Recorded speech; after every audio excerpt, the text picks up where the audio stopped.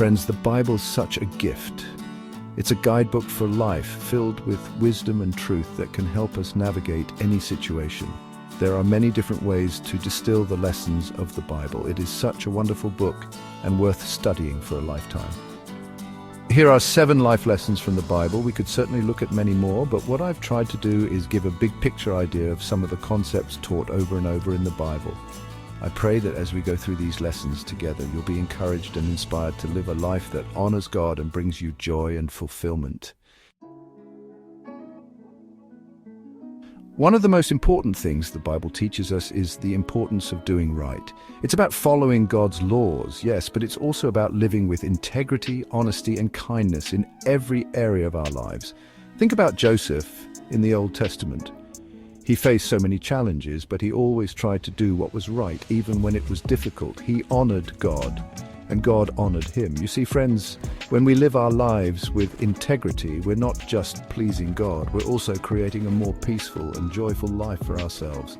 When we do what's right, we don't have to live with the weight of guilt or regret. We can hold our heads high, knowing that we're living in a way that honors God and inspires others. Now, this one can be tough sometimes, right? Submitting to authority doesn't mean we become doormats. It means we understand there's an order, a structure that helps our world function. Think of Shadrach, Meshach, and Abednego. They couldn't bow down to the king's statue because it went against God's law, but they still accepted the consequences with grace and dignity. The key here is to understand that ultimately our highest authority is God. We respect our earthly authorities, but we always put God first, and even when we disagree, we can do so with respect, remembering that we're all God's children. The Bible tells us in Romans chapter 13, verse 10, that love worketh no ill to his neighbor. Therefore, love is the fulfilling of the law. Or as a friend of mine summarizes that verse, love means doing what is right towards others. Love is not always easy or convenient, but love is always right. In some cases, love may mean withholding something from someone. Love may mean giving something at great personal sacrifice. Love is doing what is right and best for the other person in each situation. Chapter 4. Be humble. Humility isn't about thinking less of ourselves, but thinking of ourselves less. It's about acknowledging that we don't have all the answers, that we need God's grace and guidance. Remember the story of Esther and the proud Haman. Pride can lead to our downfall, but humility opens the door to God's blessings. When we humble ourselves before God, we're not being weak, we're being strong. We're admitting that we need Him, and that's when He can do amazing things in our lives. Chapter 5. Forgive others. You see, friends, holding on to anger and resentment is like drinking poison and expecting the other person to get sick.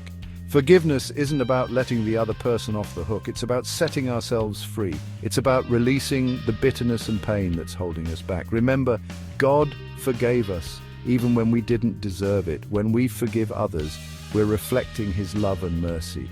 It might not be easy, but it's always the right thing to do. Chapter 6. Have faith. Faith is the foundation of our relationship with God. It's about believing in His goodness, His power, and His promises, even when we can't see the outcome. When we have faith, we're not just hoping for the best, we're trusting in God's plan for our lives, knowing that He's working all things together for our good. Remember the story of Abraham. He was asked to do the impossible, and yet he trusted God. And because of his faith, he was blessed beyond measure. Chapter 7. Seek wisdom.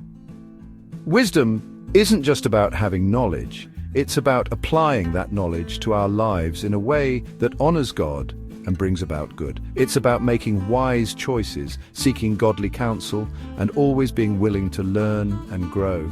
The Bible tells us that the fear of the Lord is the beginning of wisdom. When we reverence God, when we put Him first in our lives, we open ourselves up to His wisdom, and that wisdom will guide us in all that we do. Outro: Living a Blessed Life. Friends, these 7 lessons are just a starting point. There's so much more to discover in the Bible, so much wisdom to guide us on our journey. As you study these lessons, I encourage you to dig deeper, to meditate on God's word, and to allow His truth to transform your life from the inside out. Remember, you are loved, you are valuable, and you have a purpose. God has a plan for your life, and He wants to bless you beyond your wildest dreams.